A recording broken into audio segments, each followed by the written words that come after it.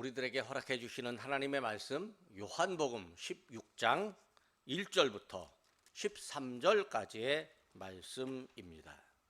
내가 이것을 너희에게 이름은 너희로 실족하지 않게 하려 함이니 사람들이 너희를 출교할 뿐 아니라 때가 이르면 죽이는 자가 생각하기를 이것이 하나님을 섬기는 일이라 하리라. 그들이 이런 일을 할 것은 아버지와 나를 알지 못함이라.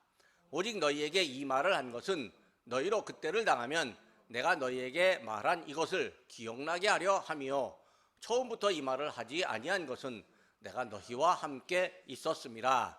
지금 내가 나를 보내신 이에게로 가는데 너희 중에서 나더러 어디로 가는지 묻는 자가 없고 도리어 내가 이 말을 함으로 너희 마음에 근심이 가득하였도다. 그러나 내가 너희에게 실상을 말하노니 내가 떠나가는 것이 너희에게 유익이라. 내가 떠나가지 아니하면 보혜사가 너희에게로 오시지 아니할 것이요 가면 내가 그들을 너희에게 보내리니 그가 와서 죄에 대하여 의에 대하여 심판에 대하여 세상을 책망하시리라.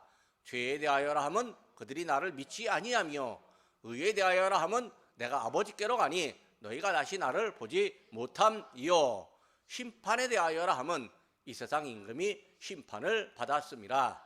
내가 아직도 너희에게 이룰 것이 많으니 지금은 너희가 감당하지 못하리라.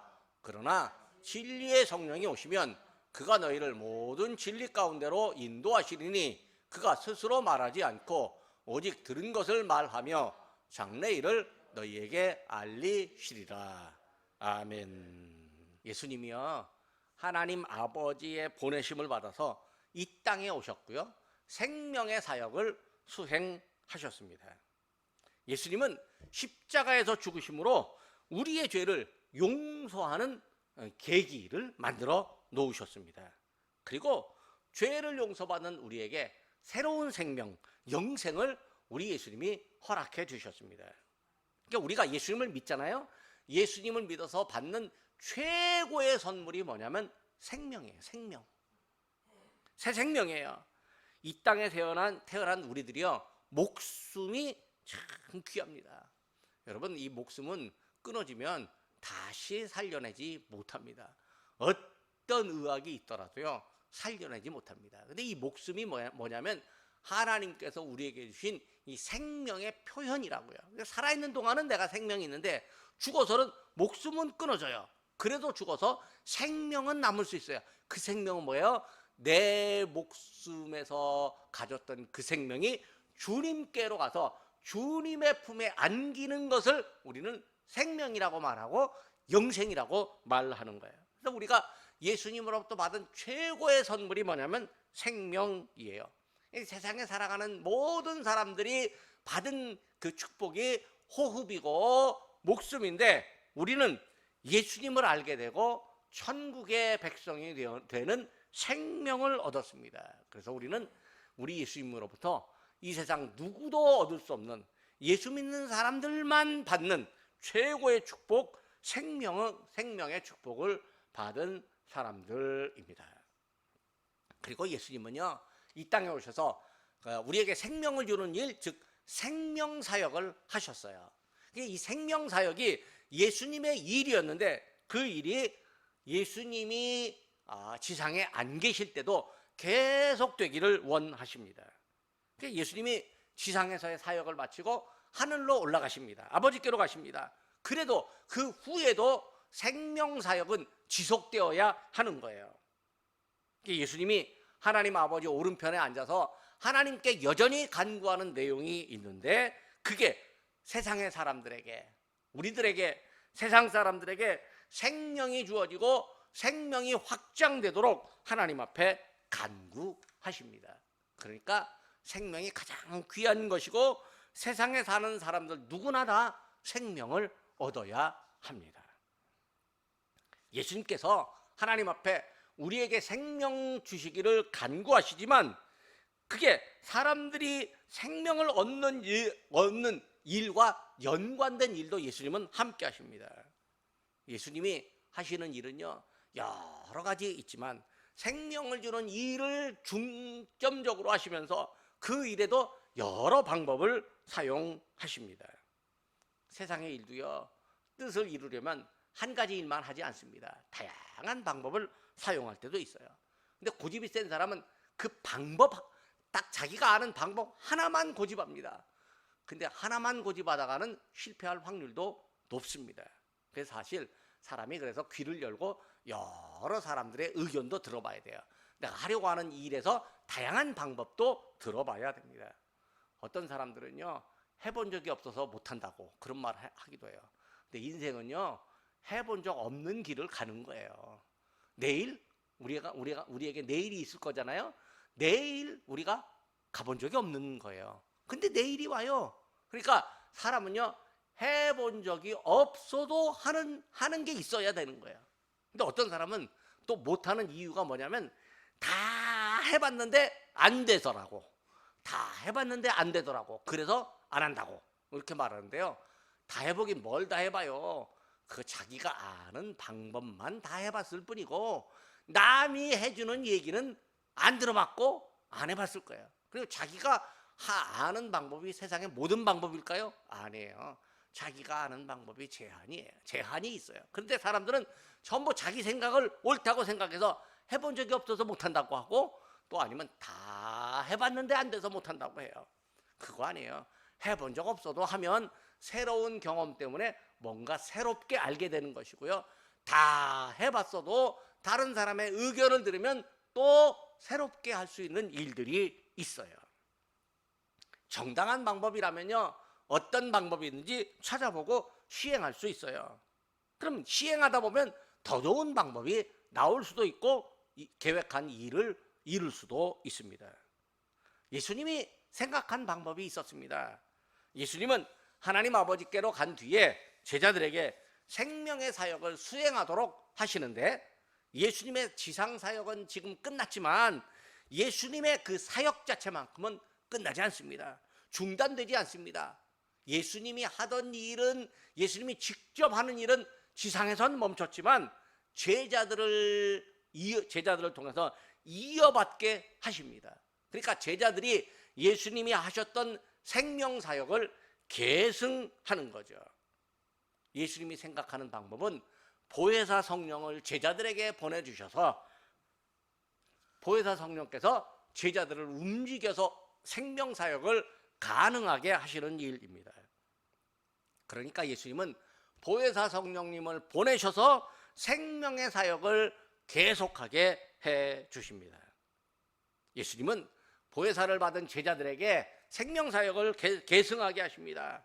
그래서 이 생명 사역이 세상 끝날까지 지속되어야 됩니다. 예수님이 하늘로 올라가신 후에 제자들이 생명 사역을 하잖아요. 근데 제자들이 살다가 보면 세상에서의 목숨이 끊어질 때가 있습니다. 그러면 그 밑에 제자들이 또 해야 되는 거예요.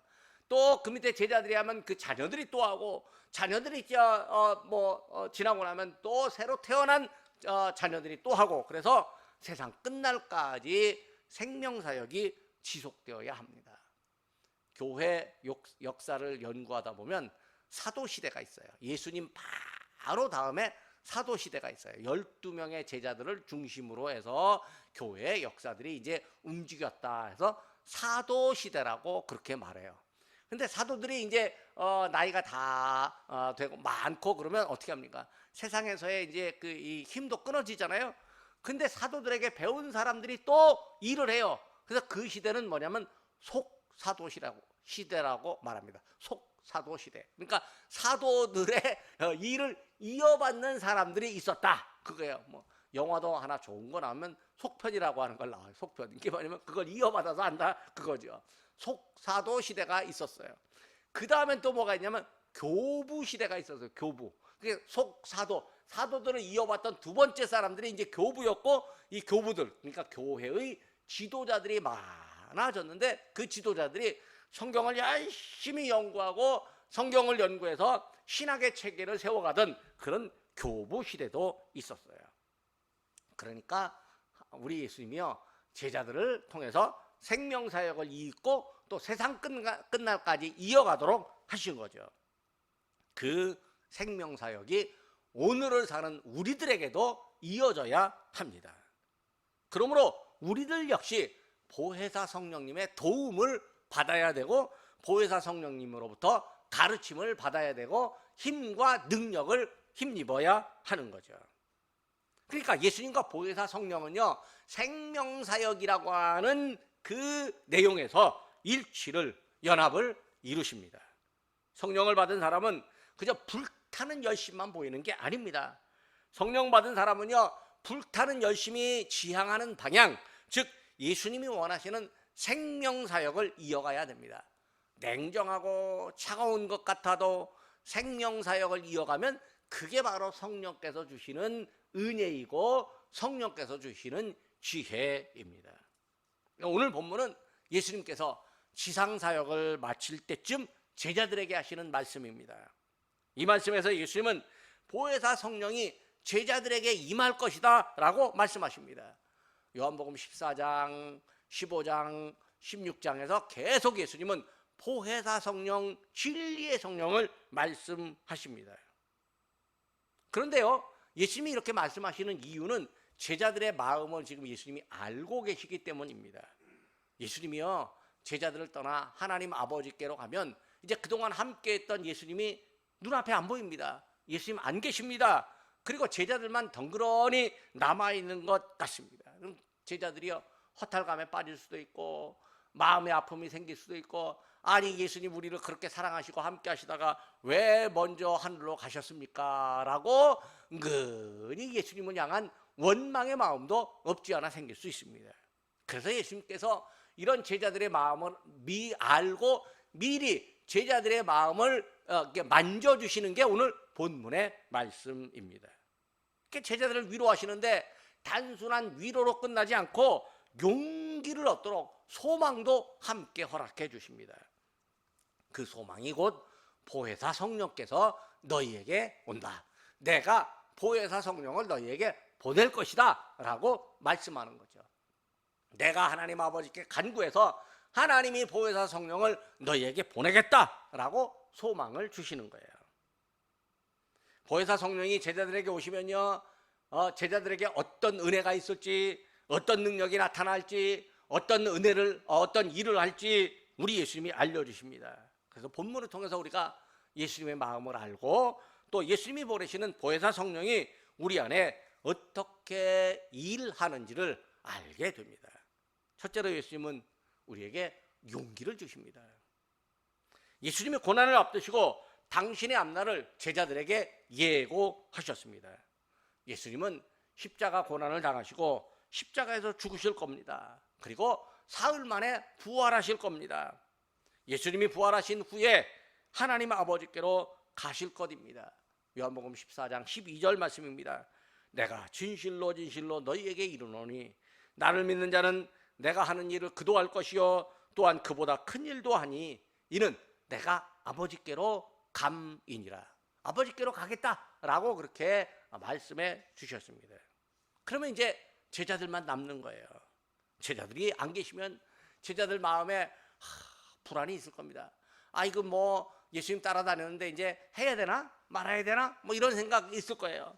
실제로 예수님이 부활하신 다음에도 제자들이 야, 나 물고기 잡으러 갈래 그렇게 말할 때 베드로가 그렇게 말하니까 사람들이 쭉 제자들이 따라서 물고기 잡으러 옛날 일로 돌아간 적도 있었습니다. 예수님이 함께하면요, 예수님이 계시니까 이 제자들에게는 예수님 그분이 힘입니다.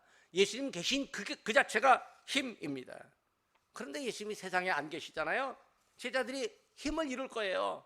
실망하고 힘을 잃잖아요. 그럼 아무 일도 하기 싫어요. 사람이요, 마음에 실망하고 아무 힘이 없다 그렇게 하면요 아무 일도 하기 싫은 거예요. 그러니까 요즘에 이제 이게 세상에 우리나라가 잘 살게 되다 보니까 마음의 감기라고 하는 병들이 있어요. 마음의 감기, 그게 이제 우울증이라고 하는 병인데요. 마음의 감기가 들면요 괜히 세상이 싫고 옆에 있는 사람도 괜히 꼴 보기가 싫고 아이고 세상 사는 게 왜 그렇게 힘든지 모르겠고 맨날 혼자 있으면 또 아이고 죽고 싶어 그런 말만 하는 거죠. 아니 뭐 한국 사람들은 누가 좋아도 아이고 좋아 죽겠네 그러고 이뻐도 이뻐 죽겠네 그러고 아이고 힘들면 힘들어 죽겠네 그러고 아이고 너무 웃기면 웃겨 죽겠네 뭐 이렇게 말하는데 아이고 엊그저께 이제 건전지 사러 다이소에 갔는데 다이소에서 건전지를 사갖고 이제 이렇게 계산을 하려고 하는데 계산원이 뭐라고 하시냐면 아이고 재밌어 죽겠네 그러더라고요. 그래서 내가 재밌으면 더 살아야지 왜 죽냐고 내가 그렇게 농담 삼아 말했어요. 그랬더니 그럼요 재밌으면 더 살아야죠 그렇게 얘기를 하더라고요.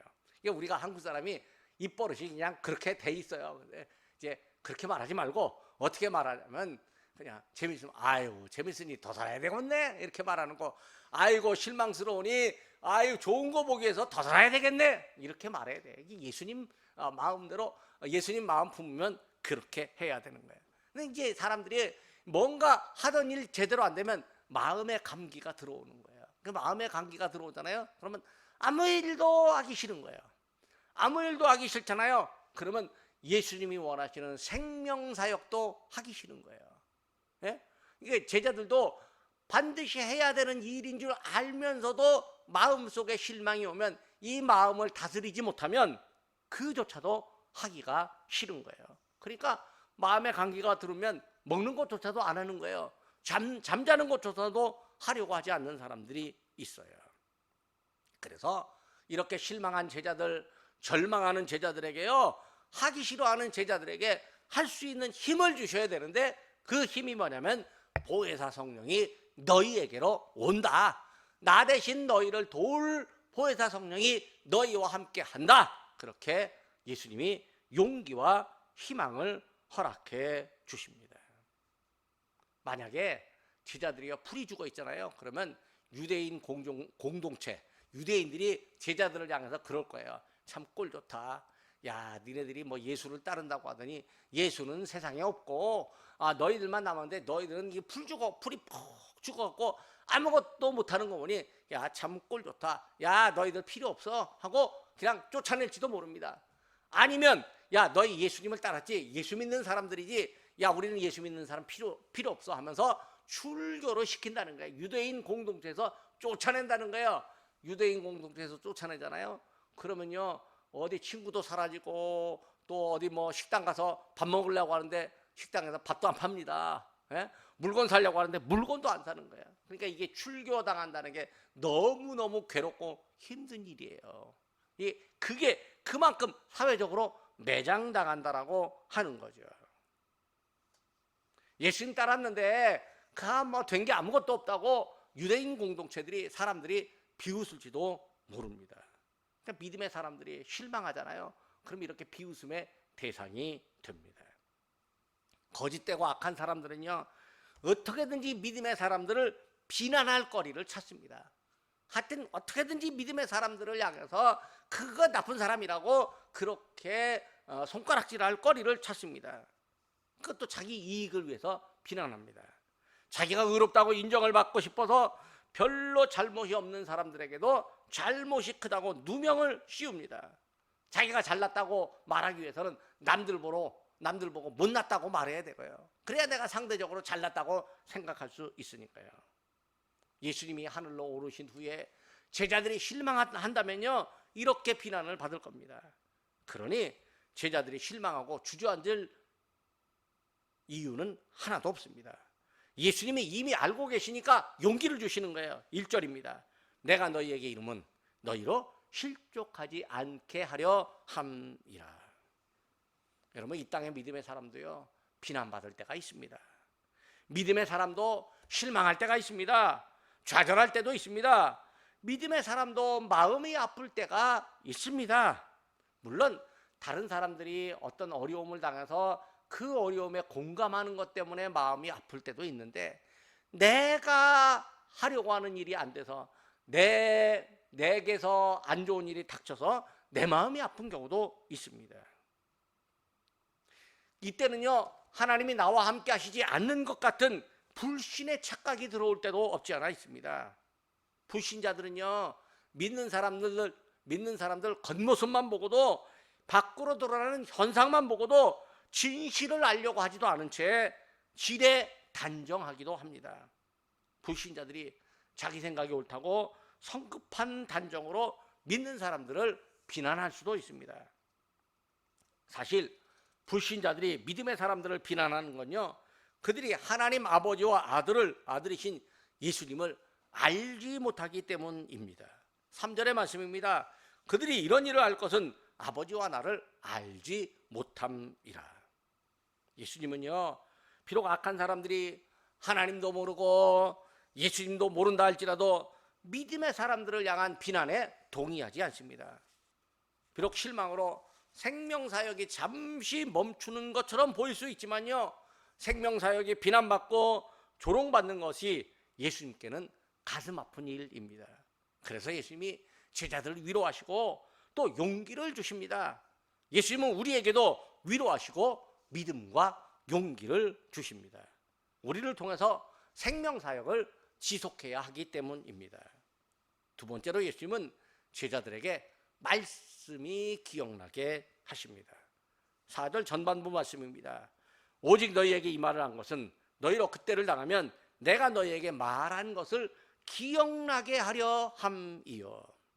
예수님이 왜 제자들에게 말씀이 기억나게 하고 용기를 주시겠습니까? 제자들이 생명사역을 계승할 힘을 가져야 되고 제자들에게 생명사역을 계승하도록 준비시켜야 되기 때문입니다. 만약 제자들이 용기를 잃고 악한 사람들로부터 조롱받을 때가 생긴다면 제자들이 그때를 극복하는 방법이 뭐냐면 예수님 말씀을 기억하는 겁니다. 예수님 말씀을 기억하면 다시 용기를 낼 수 있습니다. 예수님이 제자들의 미래, 제자들의 상황, 제자들의 마음을 미리 알고 계십니다. 예수님이 제자들에게 어려움의 때를 준비하는 마음가짐을 알려주십니다. 사람들이 살면서 용기를 잃을 때가 있는데 대부분 사람들은요, 어려운 상황이 닥치면 다른 사람들이 어려움이 있으면 용기를 내세요, 이렇게 말을 하기도 합니다. 그런데 어떤 사람들은, 아주 지혜로운 사람들은요, 어려운 상황이 닥칠 거라는 걸 미리 내다보고 그때를 생각해서 용기를 내라고, 그때를 생각해서 지금 내 말을 기억하라고 그렇게 말하기도 합니다. 듣는 사람들 반응이 다르게 나타나요. 앞으로 어려운 일이 생길 겁니다. 그때를 생각해서 지금 내 말을 기억하고 그때 내 말을 기억하시면 되겠습니다. 이렇게 말하면요, 어떤 사람들은 이렇게 말해요. 아유, 나 안 되기를 바라는 거냐고. 나 안 되기를 바라는 거냐고. 왜 안 될 때를 얘기하냐고 하면서 겉으로 화를 내거나 속으로 찜찜해하는 사람도 없지 않아 있습니다. 반대로 어떤 사람들은 지혜로운 말씀으로 저로 하여금 미리 대비하도록 해주시니 감사합니다, 그렇게 말하는 사람도 있습니다. 그러니까 위기는 누구에게나 닥칠 수 있는데 그 위기의 때를 미리 예고하는 것을 보고 그 예고를 받아들이는 게 사실은 이 수용의 자세가 믿음의 자세이기도 합니다. 과거의 예언자들이요, 심판을 예고한 적이 많았습니다.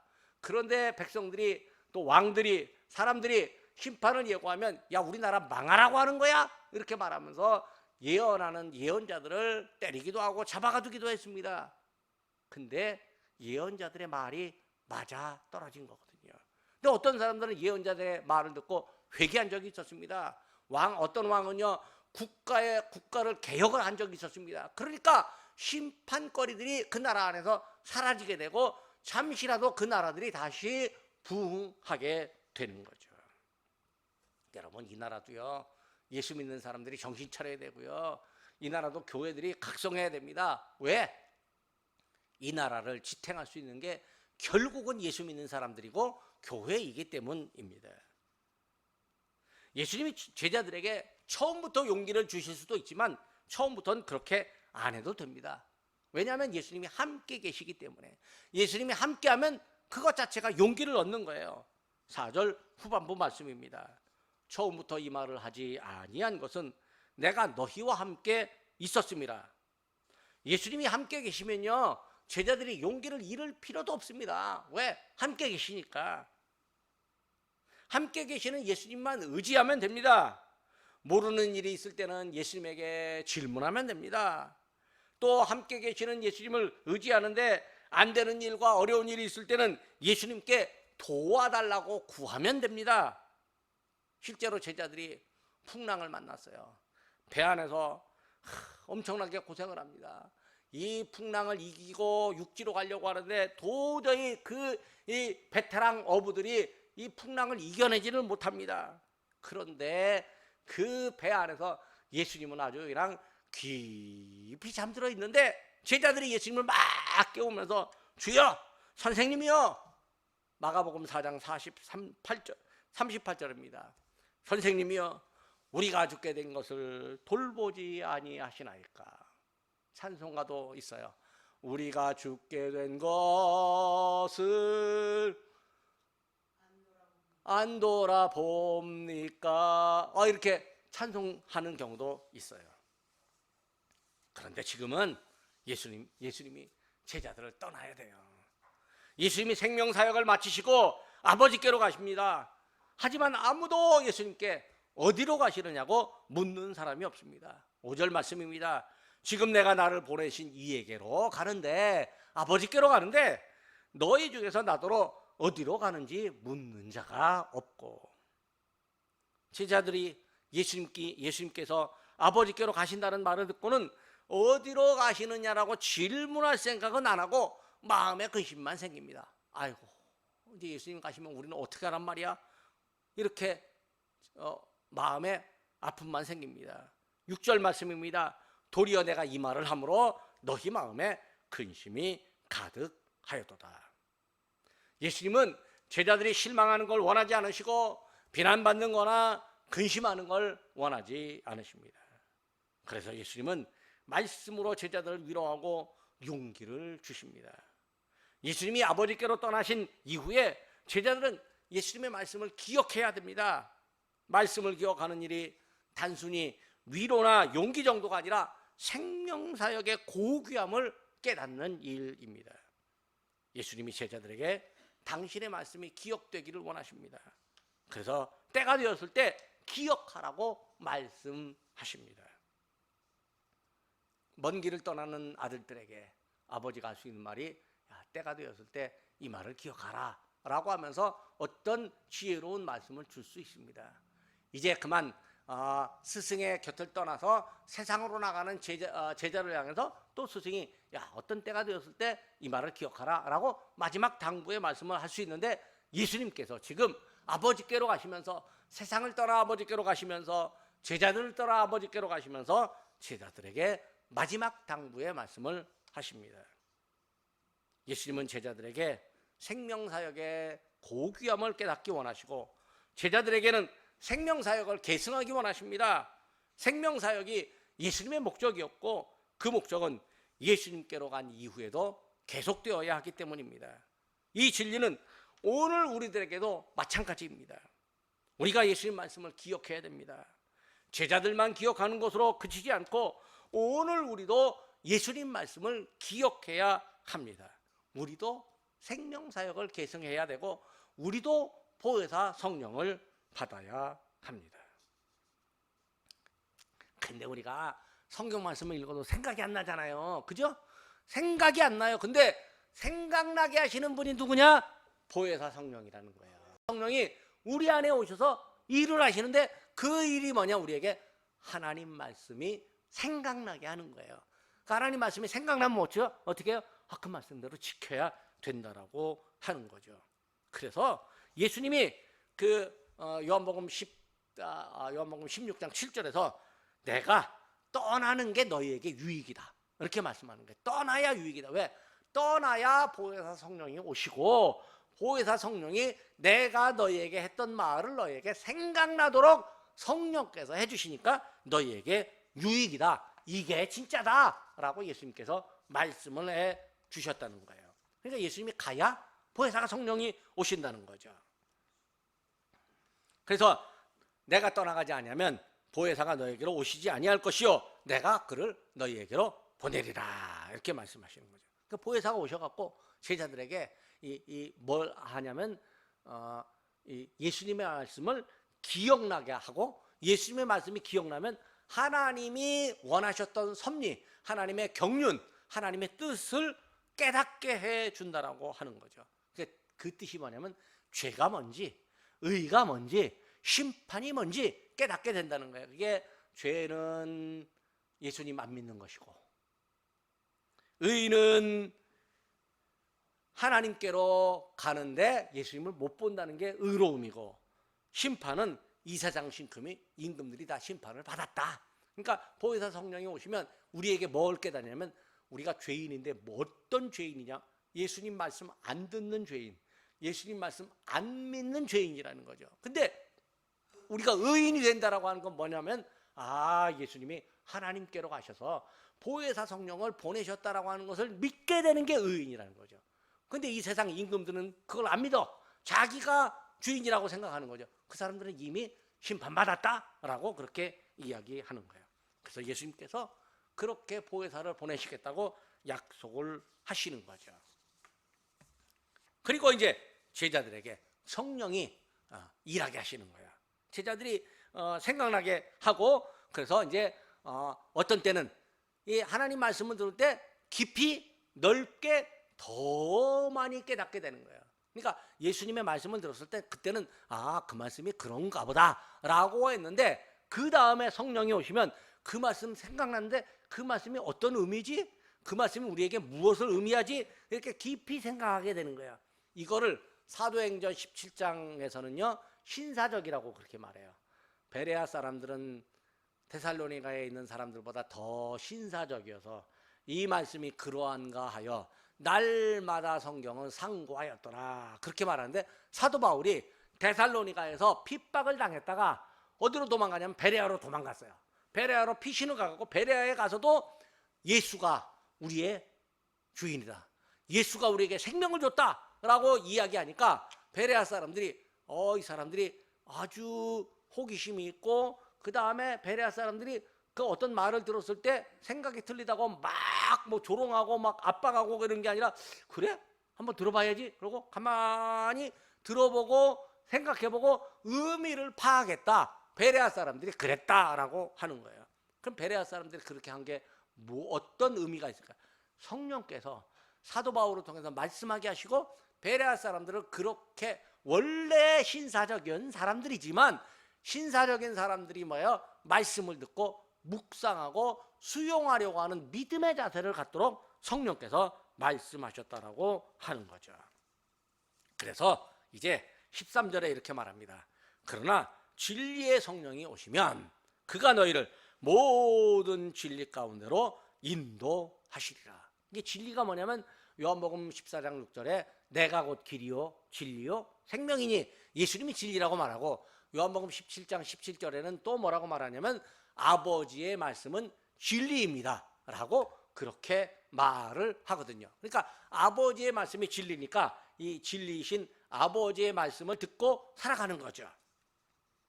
그래서 제자들이 아버지 말씀 듣고 성령의 이 깨닫게 하시는 것 때문에 이제 제자들이 살아요. 그래서 보혜사 성령을 진리의 영이다 이렇게 말하는 거예요. 진리의 영이 뭐예요? 진리의 말씀을 들려주시는 분, 진리의 말씀을 깨닫게 하시는 분이라는 거죠. 그러니까 진리의 말씀을 들려주시고 깨닫게 하십니다. 그래요? 예수님께서 그걸 다 가르쳐 주신 거죠. 요한복음 15장 5절입니다. 내가 내 아버지께 들은 것을 다 너희에게 알게 하셨습니다. 예수님이 보혜사 성령을 보내셔서 다 알게 하셨습니다. 자, 결국 보혜사 성령이 오셨어요. 다음 주가 이제 성령 강림 주일인데, 성령 강림 주일이라고 하는 성령께서 오심을 우리가 기억하고 기념하는 주일이잖아요. 이게 뭐냐면 예수님 말씀이 이루어졌다 그 얘기입니다. 예수님 말씀이 우리에게 이루어졌습니다. 예고하신 대로 말씀대로 되었습니다. 보혜사 성령은 오늘 예수님의 제자로 살아가는 우리들 안에서, 우리 안에서도 일하고 계십니다. 우리 안에 말씀이 기억되는 축복이 있기를 바랍니다. 기도하겠습니다.